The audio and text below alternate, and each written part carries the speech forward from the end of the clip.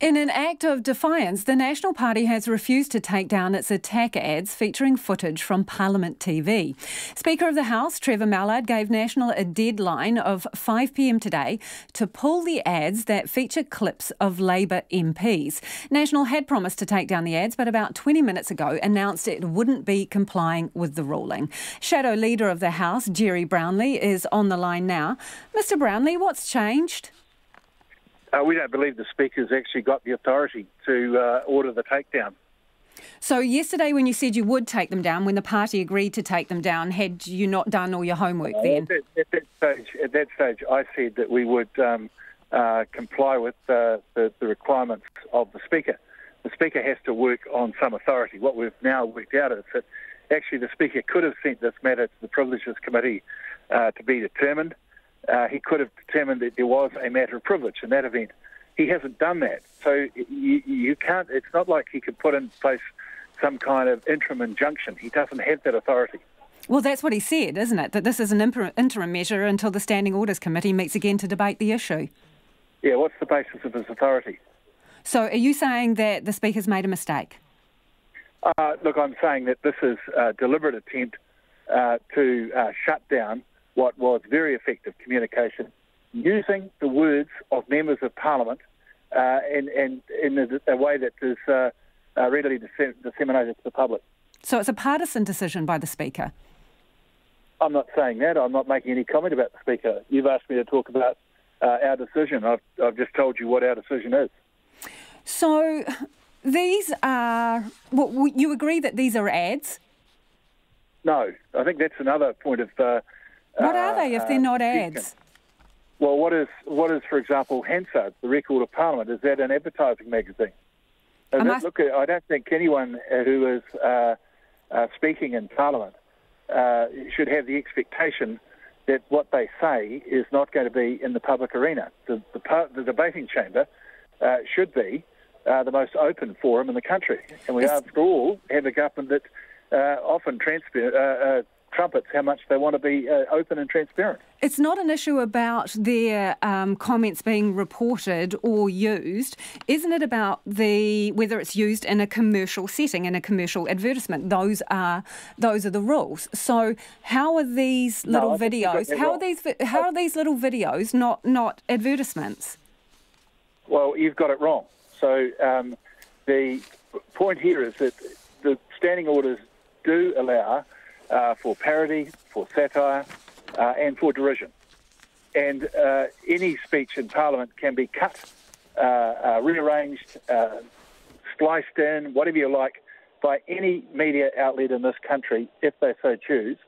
But apparently, if you are in the Parliament, you can't even report what actually people are saying. No, Mr Brownlee, the rules are, as you know, that they cannot be used. Please, I've been in Parliament a very long time. I know you have. And I'm reading... I sat on the Standing Orders Committee last time. And I'm reading from the rules now, Mr Brownlee, so can we just address this together? So I'm reading from the rules now that the reports that use extracts of coverage and proceedings and purport to be summaries must be fair and accurate. So are the way in which those little snippets that National has made, are they fair and accurate?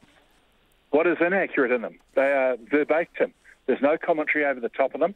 Are they in context? They are in context because they're only presented in the context of the topic that was being discussed. If you take the case of Deborah Russell, she was explaining to the nation what the government's view of well-being is.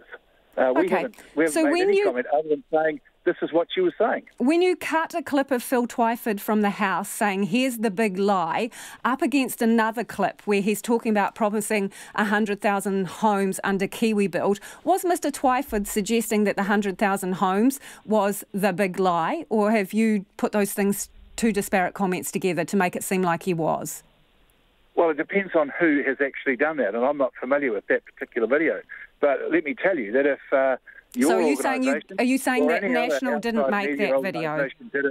No, I'm not saying that. It'd be a good idea if just let me say something. What I'm saying is that any media organisation in the country can do that at will and not incur any sort of penalty.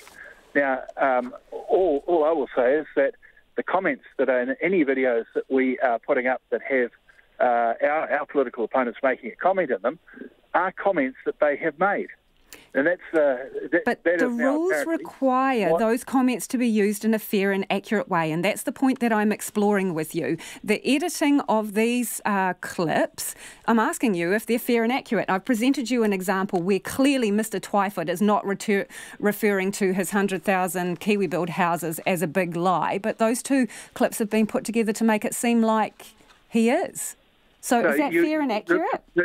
Well, let's put some context around what you're saying, because what he was attempting to say was to suggest that, and I can't remember what the topic was, that there was some big lie from National. What we then countered that with was, well, what about your Kiwi build? I mean, look, it's in the end, parody, satire and derision are allowed in the use of this material by any media outlet in this country. Yes, but not in accurate, but not in accurate editing. So also the commercial sponsorship or commercial advertising again. We're going back to that. We're going back on that because you are wrong on that. There is no prohibition on media using snippets from Parliament in a way that might be considered to be parody. Or satire. I'm not talking about that, Mr Brownlee. I'm talking about, it says summaries must be fair and accurate. So that's what I was asking you about, whether the way in which you've used them are fair and accurate representations. Why not just take them down and then go to the standing orders, go to the committee and thrash it out there? Why not take them down in the meantime until it can be sorted out? Take the high ground.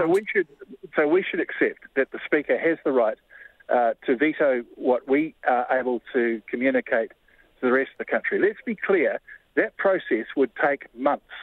It could even be frustrated well into next year. And that effectively means that this is a gagging attempt by the Speaker. But I'm going back to what I said before. We don't believe he's got the authority to do that. So what do you do now then? What happens next? Nothing. We just carry on the way we have been. And wait for the Speaker to, what, hold you in contempt? Well, what will he do? I'm asking you. That's for you to ask him. No, I'm not predicting what he's going to do. I think that's a good question for him. Have you taken legal advice on this?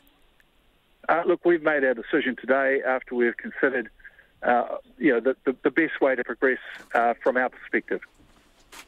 Appreciate your time today. That's the Shadow Leader of the House, Gerry Brownlee from National there, saying that, well, they're not going to take down those ads and they're going to wait and see what happens.